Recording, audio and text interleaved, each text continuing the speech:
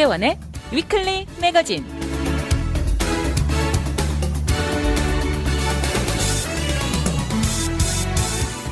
안녕하세요. 위클리 매거진의 문대원입니다. 이제 5월로 접어들고 본격적인 졸업 시즌이 되었습니다. 지난 몇 년간 피나는 노력으로 결실을 맺고 이제는 인생의 다음 챕터가 기다리고 있는 단계입니다. 대견해야 하는 모든 부모와 가족들은 한없는 기쁨의 졸업생들을 축하할 것입니다. 너무나 기뻐서 웃음을 멈출 수 없는 부모들, 또는 기쁨의 눈물을 멈추지 못하는 엄마들도 많을 것입니다. 각 가정의 자랑스러운 아들, 딸들 정말 대견합니다. 그동안 수고했고 앞으로 인생의 다음 단계에도 멈추지 않는 에너지와 열정으로 본인이 추구하는 목표를 꼭 달성할 것을 기원합니다. 날씨도 좋은 계절 5월에 많은 졸업생 가정에 무한한 행복이 넘치기를 희망합니다. 모든 졸업생들에게 무한한 박수를 보냅니다.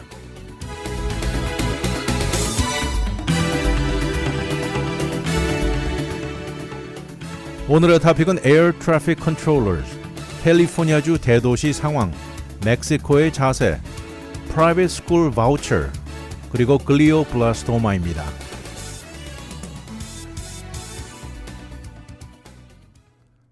여러분, 공항에 가면 에어 트래픽 컨트롤러라고 있죠. 한국말로 번역하면 항공교통 관제사가 될 텐데 요새 항공계의 가장 큰 문제입니다. 이번에 뉴스에서 들으셨는지 모르겠는데 뉴저지주에 있는 뉴워크 리버티 인터내셔널 에어포트에서는 상황이 얼마나 심각했는지요. 유나이티드 항공사는 35개가 넘는 왕복 노선을 캔슬하는 결정까지 내린 것입니다. 이번에 이것을 두고 유나이티드 항공사의 CEO인 스캇 커비 씨는 이 정도 되는 항공 노선 분량을 도저히 감당이 어려운 상황까지 왔다 이렇게 하면서 이번 캔슬의 이유라고 밝혔습니다. 유나이티드는 뉴욕 공항의 캐패시티가 거의 마비 상태까지 왔다고 하면서 이륙 착륙하는 모든 항공 노선 숫자를 소화하기 불가능하다는 지적이 여기저기서 나온 것입니다. 결국 유나이티드는 상당수의 노선 캔슬을 결정까지 이르렀고 엄청난 숫자의 승객들의 발이 꽁꽁 묶인 것입니다. 그중에 특히 런던의 히스로 에어포트에서 뉴욕으로 오래된 노선이 캔슬되면서 상당수의 해외 메이저 공항의 여파가 가해진 것입니다. 이런 문제를 더 심각하게 만든 이유 중 하나는요. 최근 뉴욕 공항의 FAA 멤버 중에 이 에어 트래픽 컨트롤러들이 20%가 파업에 들어간 것입니다. FAA는 여기에 소속해 있는 에어 트래픽 컨트롤러들은 이 착륙하는 항공기들을 매니지하는 것이 마비되었다고 하면서 수십 개 노선이 다른 공항으로 향했거나 아니면 상당수 노선은 캔슬되면서 많은 승객들의 여행 스케줄이 완전히 망가져버린 결과를 가져왔죠. 이 모든 상황을 두고 컬비 씨는 공항 내 늘 부족한 관제사에 이런 문제를 오랫동안 방치해온 이것이 문제의 근원이라고 지적했습니다. 유나이티드는 이 지역에 평균 하루에 300개가 넘는 노선을 운항 중인 항공사입니다. 특히 유나이티드는 이 뉴워크 공항을 항공사 전체의 메이저 허브로 사용하는 항공사인데요. 그동안 수차례에 걸쳐서 정부 측에 뉴워크 공항을 오히려 레벨 3 공항으로 재분류시켜 줄 것을 강조해 왔는데요. 만약에 이렇게 될 경우에는 FAA는 수용량에서나 현재 제한적인 공항 인프라스트럭처로 인해 이것을 공항을 이용하는 노선 숫자에 제한이 가해진다는 것입니다. 이렇게 되면 이것은 유나이티드에게는 도움이 되는 것이죠. 현재 미국 전체의 에어 트래픽 컨트롤러 숫자적 부족 현상이 여러 가지 이유가 있다고 하는데요. 지난 2023년 연방교통부 리포트를 보면 FAA는 지난 5년 전 팬데믹 당시에 이 에어 트래픽 컨트롤러 훈련, 트레이닝이 중단되게 만들었습니다. 그리고 이어지면서 스텝진 부족 현상으로 고전 중인 것이 역력하다 이렇게 나와 있습니다.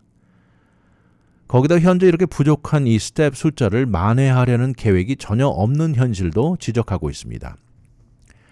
이러다 보니까 전국의 항공 트래픽 운영 자체를 위협하는 상황까지 왔다는 지적도 하고 있습니다. 사실 직업 중에 이런 에어 트래픽 컨트롤러, 이 직업 양성에서 부족한 스텝을 채우는 데까지 시간도 오래 걸리고 생각보다 엄청나게 어렵다고 합니다. 어려운 이유 중에 하나는 여기에 나이 제한이 있는 이유라고 하는데요. 이 에어 트래픽 컨트롤러는 쉬운 6살이 되면 의무적으로 은퇴를 해야 되고요. 또 31살 미만에게만 애플리케이션을 받는다는 것입니다. 그런데 어떻게 보면 이 에어 트래픽 컨트롤러 상당히 중요한 직업이죠. 이들은 하루 종일 1시각 1초도 전국 항공 시스템을 책임지는 사람들인데 항공 시스템의 안전과 최고의 효율적인 시스템을 어깨에 짊어지고 있는 사람들이죠. 지금 14,000명이 넘는 이 에어 트래픽 컨트롤러 스페셜리스트들이 있는데요. 이들은 파일럿들과 항공기, 거기에 매일 270만 명이 넘는 승객들, 이 모든 사람들을 터미널에서 시작부터 이륙 착륙까지 일반 승객들의 안전을 책임지는 사람들이죠. 그렇다면 어떻게 하면 에어 트래픽 컨트롤러가 될까요? 요구 조건이 상당히 많습니다. 먼저 첫 번째는 미국 시민권자여야 되고요. 31살 미만, 또 메디컬 검사를 통과해야 되고 Security Investigation을 거치고요. 이 FAA가 제공하는 Pre-Employment 테스트를 합격해야 되고 관제탑에서 영어로 소통이 가능할 정도 영어 실력이 요구되고요. 또 학사 학위를 가지고 있거나 아니면 책임감 있는 직업에 최소한 1년 정도 경력이 있어야 되는 상당히 요구 조건이 많습니다. 그래서 그런지 신청한 애플리컨트들 중에 오직 10% 미만만 이 모든 요구 조건을 충족할 정도로 많지 않다는 것입니다. 이렇게 에어 트래픽 컨트롤러 후보자라면 관제탑에서 행하는 모든 임무에 어떤 결격사항이 없어야 할 수 있습니다. 신체적으로나 정신적으로 아무 문제가 없어야 합니다. 시력, 청력, 건강한 심장 시스템, 인지 능력, 그리고 맑은 정신 건강도 요구되는 것이죠. 정말 요구되는 사항이 많죠. 신체적으로나 정신 건강에 조금이라도 문제가 있다면 당장 디스퀄리파이드가 되는 것이죠. 거기다 매년 신체 검사가 이어집니다. 그리고 그동안 혹시 부상을 입었거나 임무 수행에 어떤 지장이 생겼다면 이 복귀하기 전에 모든 것이 클리어된 것이 확인되어야만 복귀가 가능합니다. 현재 이런 어려운 상황에 연방 트랜스포테이션 장관인 션 더피와 이 대화를 가진 이 유나이티드의 커비 씨는 희망적이라는 말을 하고 있습니다. 그의 말에 의하면 새 정부가 추구하는 방향이 긍정적이라면서 전국적으로 FAA 이 기술적인 면이나 인프라스트럭처 또 스태핑 문제의 모든 조사가 이루어지고 있다는 것입니다.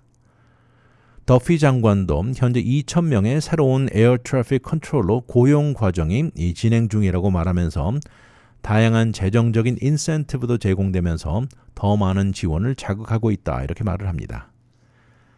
현재 정책은 앞으로 미래 에어 트래픽 컨트롤러로 생긴 문제를 해결하고 한 걸음 더 넘어 이 컨트롤러, 지금 일하고 있는 컨트롤러들을 유지하는 데 초점을 맞추고 있다고 합니다. 현재 시스템을 혁신적으로 바꾸고 더 강력한 새로운 인프라스트럭처를 약속한다고 말을 하고 있습니다. 이런 현실에 유나이티드 항공사 CEO 커비 씨도 항공사 노선 캔슬이나 지연을 줄이는 차원의 자체 내 조사를 시작했다면서 앞으로 스텝진, 기술적 분석, 그리고 시설에 어떤 문제가 있는지 알아내면서 다가오는 7월 정도에는 국내 노선 스케줄을 4% 정도 감소시킬 것이라고 말하고 있습니다. 이런 모든 현재 상황에 이 Newark Liberty International Airport는 No comment라는 입장입니다. 잠시 후 돌아오겠습니다. 와이드 매거진 문대원의 위클리 매거진.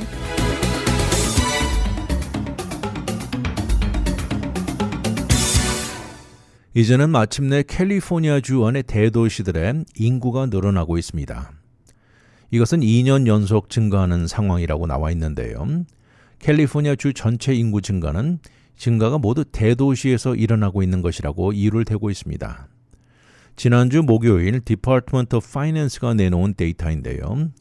2024년 캘린더 한 해를 볼 때 팬데믹 동안 일어났던 캘리포니아를 떠나던 이 캘리포니아 엑소더스는 종료되었다 이렇게 나와 있습니다. 사실 지난 10여 년 동안 이렇게 뒤돌아보면 캘리포니아 인구가 감소한 것은 처음이었는데 이런 인구 감소가 이제 중단되었다는 것을 확인시켜주는 데이터라는 지적입니다. 캘리포니아주의 탑 10개 대도시 중 7군데에서 팬데믹 당시 감소했던 인구가 증가했다는 것이죠. 2024년 12월 말 시점에 마침내 팬데믹 직전 인구 숫자에 거의 접근했습니다. 불과 9,000명 정도 범위까지 올라온 것인데 이렇게 서서히 인구는 증가한다는 것을 제대로 보여준 것이라고 말하고 있습니다. 팬데믹 초기 당시 그때 2020년 4월 캘리포니아 인구는 최고 숫자였습니다. 그러나 그 이후 2년 뒤 2022년 1월까지 캘리포니아주는 약 35만 주민을 잃었습니다.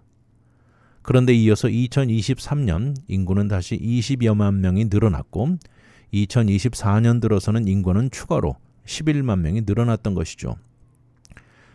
현 추세가 이어진다면 올해 2025년에는 팬데믹 이전 인구를 넘어설 것은 기정사실이라고 밝히고 있습니다. 이런 숫자를 보면서 게빈 뉴섬 주지사는 미국 전국에서 그리고 또 전 세계에서 캘리포니아 드림을 꿈꾸면서 골든 스테이트로 들어오고 있다 이렇게 말을 했습니다. 캘리포니아 주에서는 모든 사람들이 보호받고 존중받는 장소다 이렇게 말을 합니다. 이어서 전 세계 4위 경제를 보유한 캘리포니아 주는 내륙 지역에서 베이에리아 이르기까지 전 지역에서 성장을 거두고 있고 로컬 경제와 커뮤니티 차원의 보다 나은 미래를 기대한다 이렇게 말을 합니다. 이런 증가 중에 가장 큰 폭으로 인구 증가를 기록한 것을 보면 베이커스필드가 2024년 1.2% 증가했습니다. 이어서 샌디에고가 1%, 그리고 로스앤젤레스가 0.4% 증가 이렇게 나와 있네요. 그런가 하면 베이에리어의 대표적인 샌호세와 샌프란시스코는 약간 감소했고요. 애나하임은 캘리포니아주에서 인구 조사한 10개 도시 중 인구가 증가하지 못한 3군데 안에 끼어 있습니다. 이렇게 캘리포니아 인구 숫자는 자연 증가라 그러죠. 출생과 사망 숫자에서 나타난 증가인데 11만 4,800명 이상 기록되었는데 그렇지만 요새도 여전히 캘리포니아를 떠난 사람은 약 7,000명 선입니다. 그러니 실제 증가 숫자는 10만 명 조금 넘는 숫자이죠. 근데 이렇게 요새 이 캘리포니아 인구 숫자가 증가하는데 가장 큰 이유는 바로 해외에서 들어오는 숫자인데 요새 와서는 절반 이상이 아시아 국가에서 오는 숫자로 인한 것입니다. 지난 20여 년 동안 많이 바뀌었죠. 캘리포니아주로 들어오는 이민자는 아시아 이민자 숫자가 이제 라틴 아메리카 국가들을 앞섰습니다. 그리고 이런 변화는 이 직장에서도 직업 타입에 반영되는데 한층 더 높은 고차원 기술을 보유한 아시아 이민자들에 비해서 낮은 기술 노동력은 라틴 아메리카 국가에서 들어온다는 것이죠. 앞에 말씀드린 대로 1990년대 캘리포니아 이민자 중 아시아 국가에서 오는 비율은 32%였습니다. 반면 라틴 아메리카 이민자는 56%로 절반이 넘었죠. 그러다 2007년 이것이 바뀌기 시작하면서 2022년에는 아시아 이민자가 46%를 기록했고 라틴 아메리카는 38%였습니다. 이런 변화에는 H-1B 비자 프로그램이 크게 작용했다면서요. 2024년에 미국으로 약 7만 9천 명이 넘는 숫자의 높은 학력 기술을 보유하고 있는 이민자들이 모두 아시아에서 왔습니다. 이들 중 상당수는 구글이나 메타, 애플에 고용되어 들어왔는데 이 중에 대부분이 중국과 인도에서 온 사람들이었습니다. 거기다 유학생 숫자도 한몫했다고 하는데 USC는 17,000명이 넘는 유학생이 등록했고요. UC 버클리, UCLA, UC 샌디에고 각각 10,000명이 넘는 학생들을 등록한 것입니다. 이런 이민 패턴의 변화는 지역적으로도 다른 양상으로 나타나는데요. 실리콘밸리 지역을 보면 산타클라라 카운티 주민 중 42%는 이민자들이고 대부분 중국과 인도에서 온 사람들입니다. 이것에 비해서 로스앤젤레스 카운티의 경우 이민자 중 3분의 1이 라틴 아메리카 국가에서 온 이민자들이었습니다. 그런데 어떻게 보면 이 고용된 아시안 숫자나 유학생 숫자는 어느 정도 추적하기가 쉬운 데 비해서 이 낮은 기술 노동자들 숫자를 알아내기는 한층 더 어렵습니다. 그러다 보니까 이런 면에 라틴 아메리카 이민자 숫자는 덜 정확할 수 있다는 지적도 있죠. 최근에 이민 온 캘리포니아 주민들은 예전에 비해서 교육 수준이 더 높아진 것은 사실입니다. 지난 10년 사이 아시아 이민자 중 절반 이상이 학사 학위를 소유하고 있는데 이것은 캘리포니아에서 태어난 사람 중 학위 소유자가 41%에 비교되는 숫자죠. 그렇지만 이런 패턴은 전국적으로 볼 때 캘리포니아주와 상황이 다릅니다. 여전히 전국적으로는 중미와 남미, 라틴 아메리카 이민자들이 가장 큰 비율을 차지하고 있습니다. 그런데 이렇게 캘리포니아주 인구 증가는 어떻게 보면 웰컴 사인이라고 많은 주정부 관리들이 말하지만 그렇지만 반면 이들이 거주할 하우징 문제는 해결책이 별로 없다는 지적도 있습니다. 2024년 하우징 증가는 불과 0.84%였는데 그 전해와 큰 차이 없습니다. 그리고 2024년에 새로 지어진 이 집 중에 5분의 1은 정규 사이즈 주택이 아니고 뒤에 추가에 더해지는 ADU라는 것이죠. 지난 2년간 ADU 건설은 매년 10%씩 증가해가고 해가 갈수록 그 비율은 높아지고 있습니다. 이런 현재 상황을 보면서 USC의 도시계획 분야 교수인 다월 마이어스 교수는 캘리포니아주 인구 증가는 웰컴 뉴스지만 그러나 여전히 증가폭은 작은 편이라면서 그래도 2년 연속 증가는 좋은 사인이다 이렇게 말을 했습니다. 그렇지만 캘리포니아 주에 존재하는 하우징 문제의 해결은 더 중요한 상황이라고 말을 하면서 당연히 더 많은 하우징이 요구되는 상황이라 앞으로 이것에 대한 해결이 더 시급한 문제로 자리 잡을 것이다 이런 지적을 하고 있습니다. 정말 캘리포니아 주의 현재 하우징 문제는 여러 가지 이유가 복합적으로 작용했지만 그 중에 하나는 지난 2008년 하우징 버블 크라이시스 이후에 어려운 융자 상황도 한몫합니다. 이렇게 어려워진 것은 집을 사려는 주택 바이어뿐만 아니라 집을 짓는 홈 빌더들도 마찬가지죠. 그리고 이런 위기는 회복의 기미는 전혀 보이지 않고 2017년까지 이 제자리 걸음만 했다는 것이죠. 이렇게 인구는 증가하고 이민자 비율의 변화에도 이것을 인식하지 못하고 변화를 이루지 못하는 정책들도 꼬집고 있습니다. 주택 부족 현상은 전국적인 문제이지만 특히 캘리포니아 상황은 더합니다. 이제 팬데믹을 뒤로 하고 소폭이지만 2년 연속 캘리포니아 대도시들의 인구 증가는 이 추세가 돌아가면서 앞으로 주택 문제 해결은 한층 더 시급한 문제가 될 전망입니다. 잠시 후 돌아오겠습니다. 오늘의 미국 안 봐도 눈에 환합니다. 와이드 매거진 문대원의 위클리 매거진.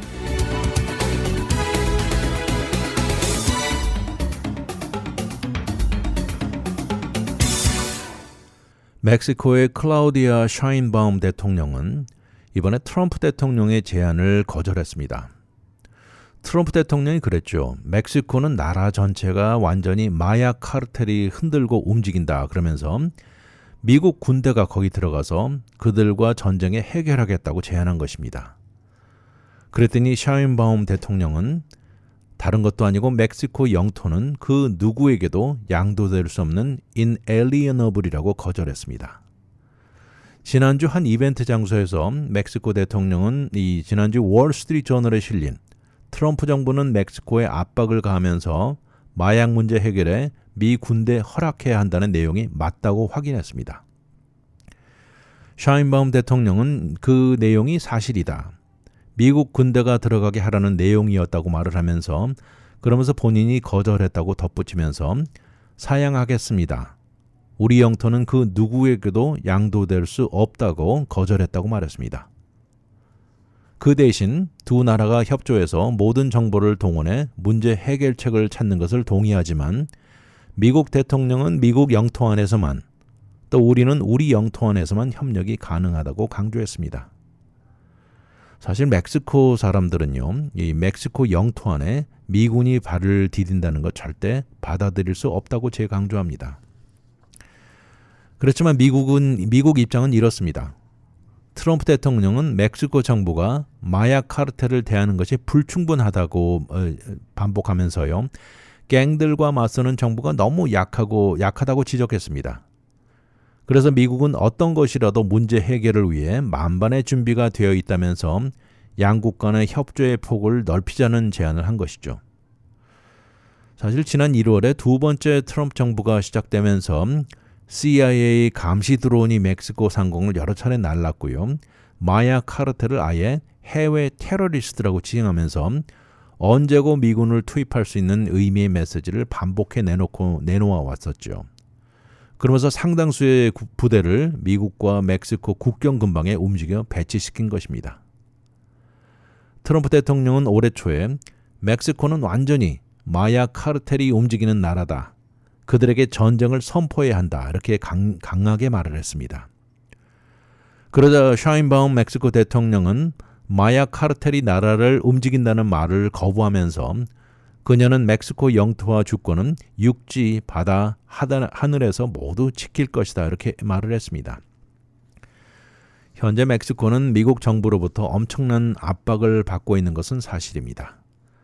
그러나 미군이 멕시코에 발을 디디는 것은 멕시코 역사를 볼 때 이 멕시코 사람들에게 여전히 아주 센시티브한 것입니다. 사실 많은 미국 사람들은 멕시코와 미국 간의 전쟁에 대해서 잘 아는 사람이 많지 않지만 그렇지만 미국과 전쟁을 두고 멕시코인들 가슴속에는 깊숙이 상처로 남아있는 현실입니다. 1846년 멕시코는 캘리포니아 전체를 포함해서 멕시코 영토의 절반 이상을 미국에 잃었습니다. 그런데 오늘날 멕시코는 미국과 또 다른 전쟁을 치르고 있다고 표현을 하고 있습니다. 바로 관세 압박에 드론 폭격으로 위협하고 있는 현실이라는 것이죠. 멕시코인들 마음에는 과거 멕시코의 어두운 역사의 악당은 바로 미국이라는 것입니다. 올해 20살인 한 대학생이 있습니다. 만사랏 마르티네스 헤르난데스는 절대 공평하지 못하다면서 우리나라 절반 이상을 이미 빼앗아 가놓고 이제는 그들 파워를 또다시 이용해 이제 경제적인 차원의 멕시코를 공격하고 있다고 분노해합니다. 트럼프 두 번째 정부가 들어서고 나서부터 이 멕시코는 나라 전체가 애국심에 불타고 있습니다. 많은 멕시코인들이 미국 제품을 보이콧하고 있고 코카콜라를 하수구에 쏟아버리는 영상을 만들어 소셜미디어에 올리기도 하고요. 멕시코 국기가 여기저기 휘날리는 모습이 많이 보입니다. 이제는 물건이 멕시코에서 만들어진 것이라는 메이드 인 멕시코, 소위 메이드 인 멕시코, 스페니쉬로는 에초 앤 메히코라고 하는데 이 제품들을 사자는 캠페인이 여기저기 떠오르고 있는 실정입니다. 이런 애국심이 불타는 가운데 이 우뚝 서 있는 사람이 바로 샤인바움 대통령입니다. 현재 샤인바움 대통령도 실제 지켜야 하는 라인이 상당히 어려운 현실입니다. 지속되는 트럼프 대통령의 공격에 어느 정도 맞추지 않고서는 감당하기 어려운 관세 폭탄을 무시할 수 없는 상황에다가요. 또 동시에 멕시코 영토와 주권을 지키면서 멕시코인들과 함께 해야 하는 아주 어려운 입장입니다. 사실 미국이 요구하는 대로 어느 정도 협조는 했습니다. 멕시코의 내셔널 가드를 미국과 멕시코 국경에 보내 한층 더 강화된 국경 수비를 하기도 했고 또 미국이 요구하는 대로 원하는 거물급 마약 카르텔 멤버도 미국에 보내기도 한 것입니다. 그러면서도 그녀가 정중히 거부할 때는 거부해온 것이죠. 그러면서 그녀는 멕시코인들의 자부심을 유지시키면서 현재 대통령 지지도가 그래서 80%를 넘어갑니다. 샤인바움 멕시코 대통령은 말합니다. 멕시코는 거대하고 긴 역사를 가진 나라라고 강조하면서 우리는 그 어떤 나라의 속국이 절대 아니라고 강조하고 있습니다. 그러나 트럼프 정부의 압박은 점점 더 더해지면서 샤인바움 대통령도 입장이 절대 쉽고 편안한 것은 아니죠. 멕시코 역사의 지난 100년 동안 그 어느 국가도 멕시코의 군사적인 접근을 시도한 적은 없습니다. 그러나 트럼프 대통령은 멕시코야말로 수만 명의 미국인들을 죽이는 약물, 이 펜타닐 생산을 들면서 멕시코의 책임을 전가하고 있는 것입니다. 그러면서 멕시코 내 법의 무게를 비난하고 멕시코의 보안장치를 비웃음거리로 취급하고 마약 카르텔에게 상대도 되지 못하는 것이라고 비난해왔죠. 앞에 말씀드린 대로 멕시코 역사에 이 미국-멕시코 전쟁의 아픔은 멕시코인들에게 여전히 남아 있습니다. 그래서 멕시코인들은 요새 애국심이 크게 뜨거워진 것도 사실이죠. 그러나 멕시코 대통령도 그렇고 많은 멕시코인들이 이 멕시코라는 전체가 미국의 의존도는 말로 표현이 어려울 정도로 높다는 것을 잘 압니다. 그러다 보니까 미국에 강력하게 대응하는 형편도 아니라는 것을 잘 알죠. 현재 미국에서는 멕시코에 연관된 사람들, 이 자손들이 보내는 돈의 액수는 엄청납니다. 멕시코로 보내지는 돈의 액수가 매년 600억 달러가 넘어간다는 것이죠. 아무튼 멕시코의 자세는 충분히 이해는 되지만 현재 샤운바움 대통령은 아주 어려운 입장에 처해 있는 상황입니다. 잠시 후 돌아오겠습니다. 와이드 매거진 문대원의 위클리 매거진.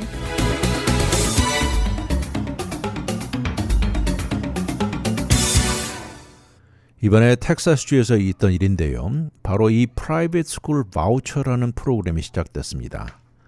그렉 에버 텍사스 주지사가 서명하면서 이 프로그램이 법으로 정해지게 되었죠. 이것은 주민 세금으로 이 원하는 가정에 사립학교에 다니는 데 들어가는 학비나 교과서나 운반 비용 등 학교에 연관된 다양한 경비를 대신 내주는 데 사용된다는 목적이죠. 이것이 전국에서 이제 최대 규모 스쿨 바우처가 될 것입니다.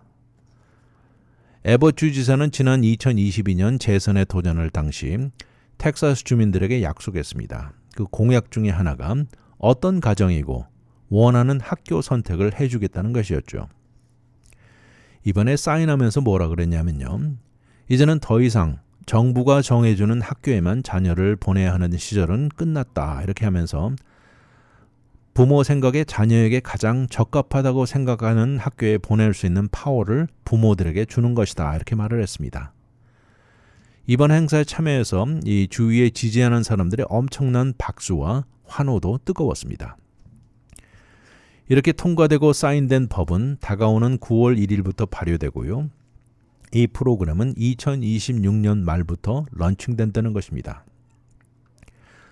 사실 이것은 지난 몇 년간 두고 주의회에서 스쿨 바우처를 두고 지지하는 측과 반대하는 측 간의 치열한 불화 속에 통과된 것입니다. 민주당 의원들과 시골 지역에 있는 이 지역을 대표하는 공화당 의원들이 반대 입장을 내놓았는데요.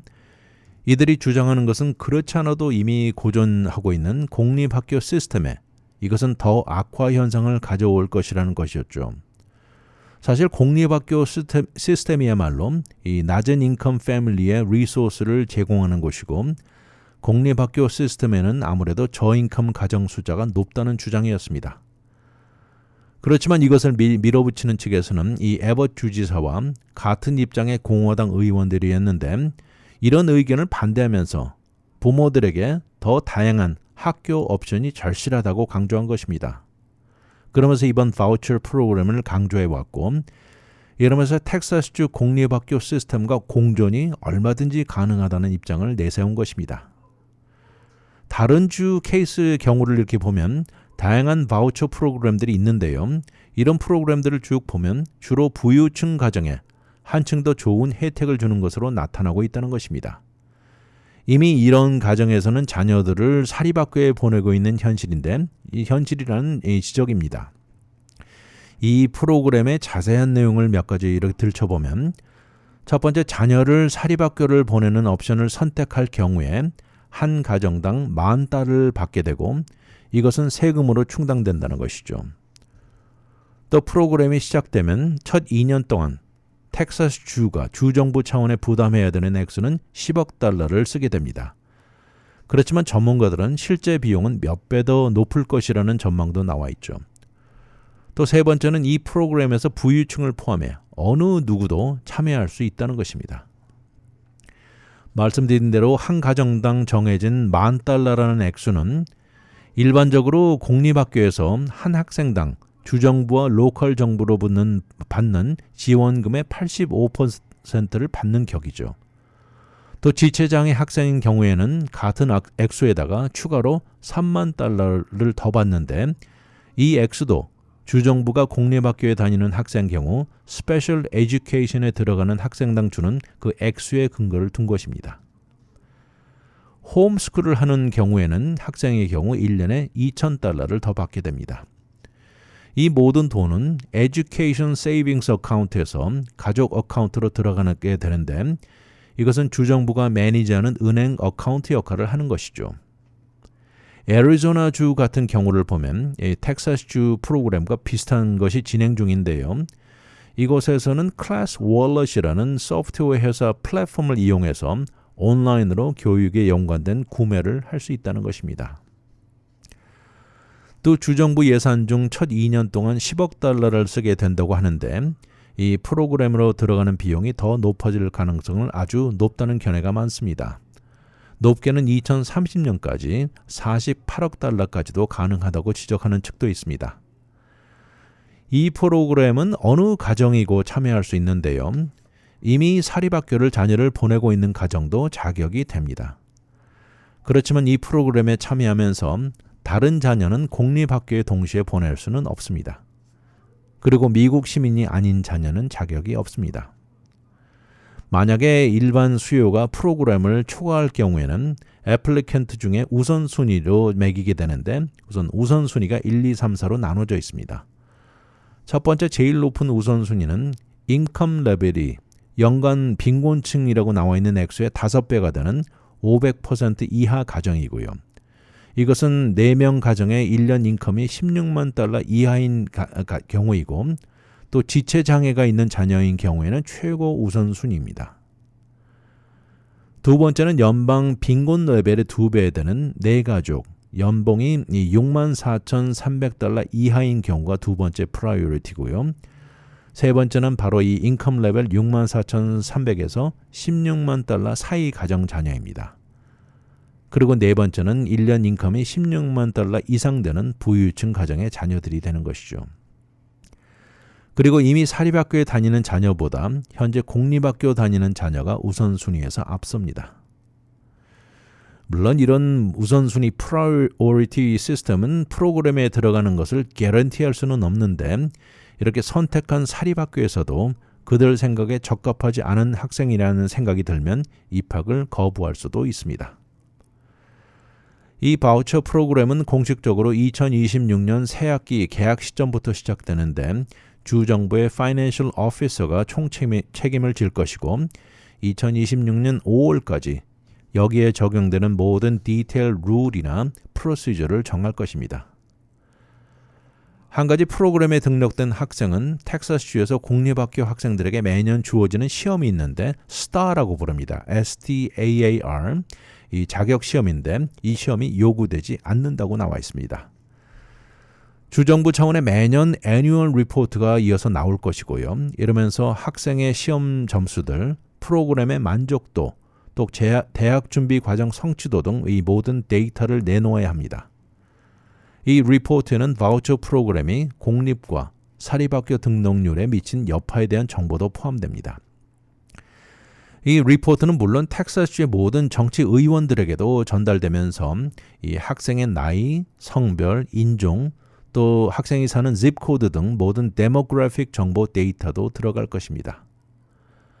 이어서 주정부 차원의 제3기관 오디터를 통해서 프로그램에 참여한 학생들이 모든 법을 따랐는지 그 여부도 자세히 모니터링 될 것입니다. 여기서 만약 가이드라인이나 따라야 하는 모든 사항들이 지켜지지 않았을 경우에는 주정부는 세금을 악용한 이유로 서스펜드 시킬 수 있습니다. 이번에 텍사스 주지사 서명으로 법이 되면서 부모 결정에 따라 자녀를 사립학교에 보내기로 선택할 경우에 주정부에서 재정적인 도움을 주게 됩니다. 잠시 후 돌아오겠습니다. 오늘의 미국 안 봐도 눈에 환합니다. 와이드 매거진 문대원의 위클리 매거진.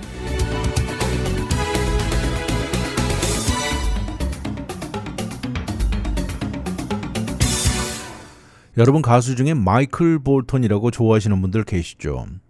이 얘기는 마이클 볼턴에 연관된 이야기인데요. 이 How Am I Supposed to Live Without You 이 대표 노래 중 하나인데 근데 마이클 볼턴이 이번에 뇌암 진단을 받았습니다. 이 뇌암 이름이 글리오블라스토마라는 것인데 이것은 이 암 중에서도 치료가 불가능한 타입이라고 나와 있습니다. 그리고 바로 16개월 전에 거의 응급으로 수술을 받았다는 것입니다. 그때 당시 수술할 때 뇌 안의 암세포 투머 전체를 다 제거했다고 하는데, 그리고 그 이후에 볼턴은 자신 건강에 대한 말을 아꼈습니다.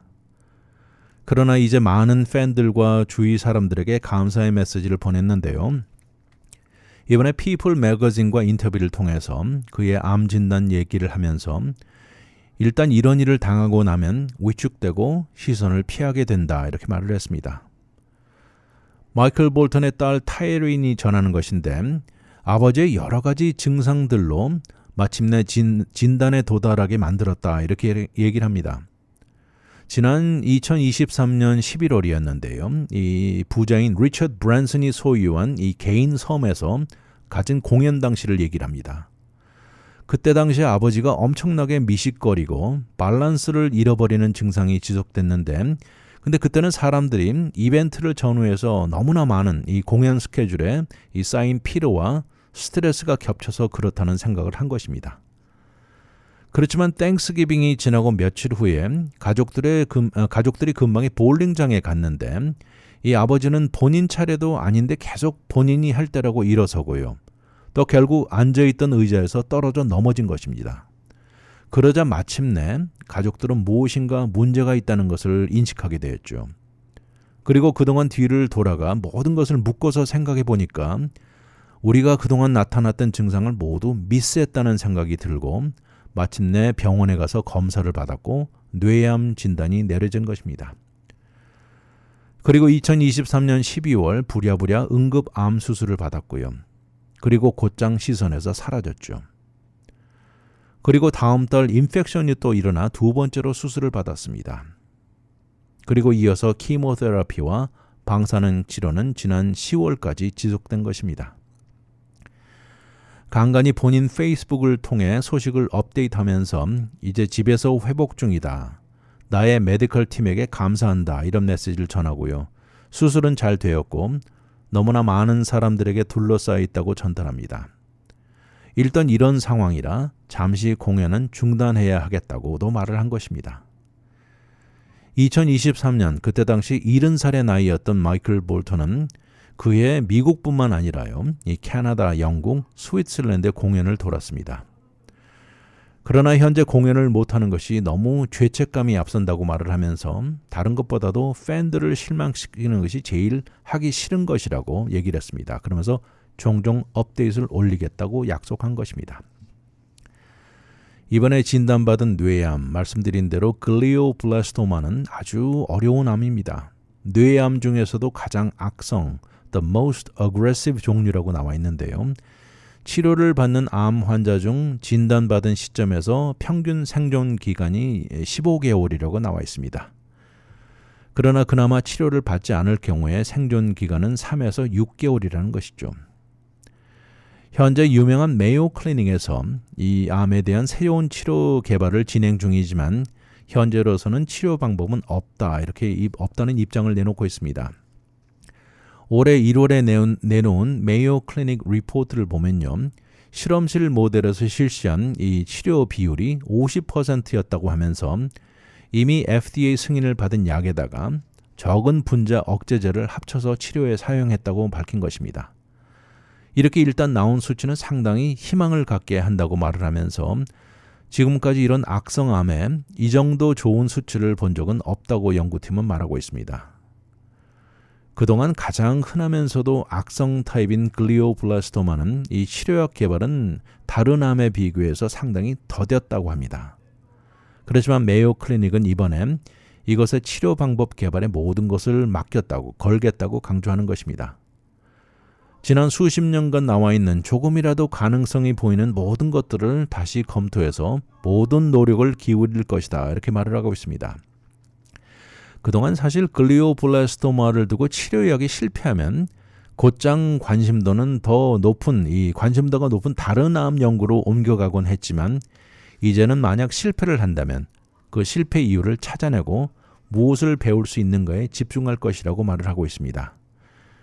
이런 치료 개발에 어려운 점이 여러 가지가 있는데 그 중에 하나는 뇌 안에 있는 차단막이라는 blood-brain barrier가 있습니다. 이 베리어를 넘는 약을 개발해야 한다는 점이 어렵다는 것이죠. 이번에 메이오 클리닉 연구가들은 The Herbert Waldheimer WFF Institute 과학자들과 협조하면서 박차를 가하고 있습니다. 제일 먼저 나타난 결과는 글리오블라스토마 환자들의 생존 가능성이 40에서 50%가 증가했다는 것이죠. 연구가들은 놀라운 결과였다고 입을 모으면서 이러는 과정에 환자들이 체중이 줄거나 행동의 변화도 볼 수 없었다고 말을 했고요. 그리고 피검사에서도 어떤 변화도 없었다고 만족해합니다. 그리고 앞에 말한 약을 같이 복용해서 치료하는 드럭 컨비네이션에도 도달하게 되었다고 말을 하면서 이제 메이오 클리닉은 실험실에서 얻은 소중한 결과를 환자에게 적용하는 데 모든 것을 걸 것이다. 이렇게 말을 하고 있습니다. 이제 마이클 볼턴은 커네디컷 집에서 시간을 보내고 있습니다. 3명의 성인 자녀와 6명의 손자 손녀들과 하루하루를 감사하며 이제 인생과 죽음을 실감하면서 보내고 있습니다. 시간이 얼마 되지 남지 않았다는 생각에 내가 남은 시간을 제대로 보내고 있는가 하는 생각이 든다고 하면서 하루에 한 번은 꼭 명상에 잠기고요. 여전히 목소리 테라피를 받으면서 하루의 의미를 찾고 있습니다. 앞에 말한 대로 가장 힘들고 어려운 점은 팬들을 실망시키고 공연이 연기된다는 것이라고 말을 하면서 현재 본인 마음은 여기서 회복해서 공연장 팬들 앞에 서는 것이라고 이것은 의심의 여지가 없다고 말을 하고 있습니다. 지난 2024년 1월 처음 뇌암 수술을 받으면서도 공연에서 잠시 임시 브레이크라고 발표한 적도 있습니다. 본인 평생 모든 사람들에게 받은 사랑에 감사하는 마음만 가득 차 있다고 말을 하고요. 내 가슴 속에 이런 긍정적인 사랑은 깊숙이 간직하고 있다고 말합니다. 그의 긍정적인 자세와 마음은 존경스러운데 동시에 가장 악성 뇌암에 현재 치료가 없는 상황이라 안타까운 마음만 듭니다.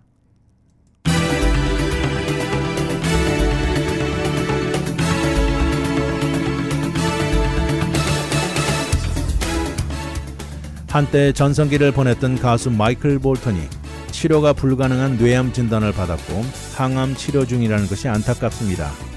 긴 뒷머리에 허스키 보이스로 팬들을 매료시켰던 모습이 아직도 생생한데 어언 70살이 넘었다는 것도 놀랍고 그동안 세월이 이렇게 흘렀나 하는 생각도 듭니다.